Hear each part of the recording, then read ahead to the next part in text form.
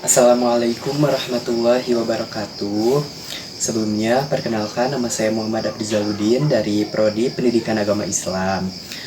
Sebelumnya, selamat malam kepada Bapak Tutor yang terhormat. Di sini saya akan menyelesaikan dan mengerjakan tugas 3 pada sesi ke-7 di Tahsin Al-Quran kelas 101. Yang akan menjelaskan tentang ataupun membaca dari Nun Wikoyah, ayat Sajadah, Sif Mustadir, Sifrul Mustatil, Wakof, dan Ibtida dalam membaca Al-Quran.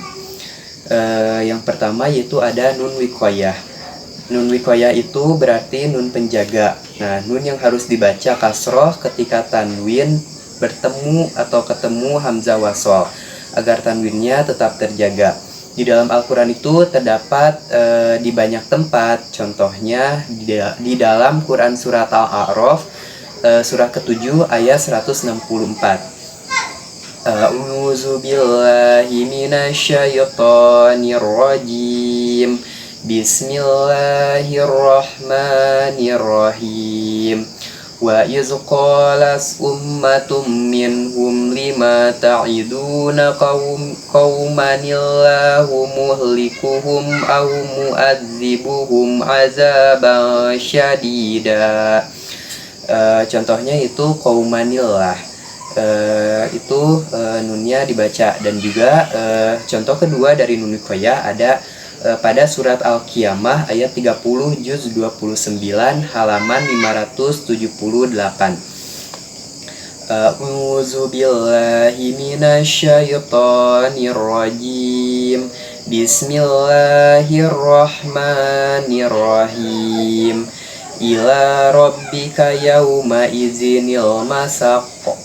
Contohnya itu yauma izinil masaq. Selanjutnya itu akan menjelaskan ayat sajidah. Ayat sajidah itu apabila membaca atau mendengar ayat-ayat ini disunahkan untuk melakukan sujud tilawah.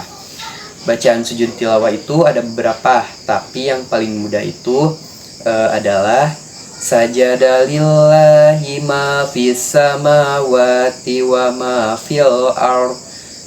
Sujud tilawah itu disunahkan baik di dalam atau di luar sholat. Diisyaratkan menghadap kiblat, suci dari hadas, boleh diawali dari berdiri ataupun duduk. Boleh dengan atau tanpa membaca takbiratul ihram. Di dalam Al-Quran ada 15 ayat sajidah yang menunjukkan perintah sujud tilawah. Di Mushaf Madinah biasa diberi tanda dan di akhir ayat bertanda sajadah.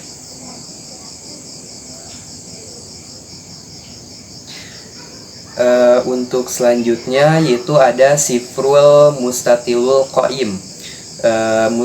Sifrul Mustatilul Qaim itu adalah bulatan lonjong tegak yang diletakkan di atas huruf mad. Mad tersebut itu tidak dibaca panjang ketika wasol, namun dibaca panjang ketika wakof, baik di tengah atau di akhir ayat. Di dalam Al-Quran terdapat di banyak tempat. Contohnya yaitu Bismillahirrahmanirrahim. Wa balaghatil qulubul hanajira wa tadunnuna billahi dununa. Contoh selanjutnya yaitu Bismillahirrahmanirrahim. Wa yutafu alaihim bi aniyatim min fiddatin wa aqwabil kanas qawariro. Itu tadi tidak dibaca panjang ketika waqaf atau ketika berhenti. Nah, sekarang contohnya tidak dibaca panjang ketika wasol ataupun lanjut. Saya ulangi. Bismillahirrahmanirrahim. Wa yutafu alaihim bi aniyatim min fiddatin wa aqwabil kanas qawariro min fiddatin qaddaruha taqdiro. Lalu penjelasan selanjutnya yaitu ada Sifrul Mustadir. Sifrul mustadir adalah bulatan sempurna yang diletakkan di atas huruf mad yang menunjukkan bahwa mad tersebut tidak dibaca panjang, baik ketika wasol ataupun waqaf. Di dalam Al-Quran terdapat di banyak tempat, contohnya yaitu ulaika ala hudam mir rabbihim wa ulaika humul muflihun. Selanjutnya itu memahami waqaf dan ibtida dalam tajwid Al-Quran. Waqaf dan ibtida merupakan dua konsep penting dalam ilmu tajwid yang bertujuan untuk menjaga keutuhan makna dan kontinuitas bacaan di dalam membaca Al-Quran. Waqaf ini mengacu pada penghentian bacaan di tempat-tempat tertentu, sementara ibtida adalah memulai kembali bacaan setelah berhenti. Memahami dan menerapkan aturan waqaf dan ibtida yang tepat adalah kunci untuk memastikan bacaan Al-Quran yang benar dan sesuai dengan maknanya. Di sini ada jenis-jenisnya. Jenis-jenis waqafnya itu ada 3, ada waqaf lazim, waqaf jaiz, dan waqaf qobi. Waqaf lazim itu adalah berhenti yang harus dilakukan pada suatu tempat tertentu karena kelanjutan bacaan akan mengubah makna atau menimbulkan kesalahpahaman. Waqaf jaiz, berhenti yang diperbolehkan di tempat tertentu tanpa merusak makna yang terbagi lagi menjadi subkategori seperti waqaf tam, waqaf kafi, waqaf hasan, dan waqaf qobi. Selanjutnya ada waqaf qobi. Waqaf qobi itu berhenti pada tempat yang dapat menyebabkan perubahan atau kesalahpahaman makna sehingga harus dihindari. Tanda-tanda waqafnya adalah waqaf lazim itu waqaf yang hurufnya mim. Waqaf ini tanda yang menunjukkan bahwa berhenti di sini wajib dilakukan. Jadi bisa diartikan lebih baik berhenti. Terus waqaf to atau waqaf mutlak menunjukkan tempat yang sangat baik untuk berhenti. Biasanya makna telah sempurna. Selanjutnya waqaf jaiz atau jim menunjukkan tempat yang boleh berhenti tetapi tidak diharuskan.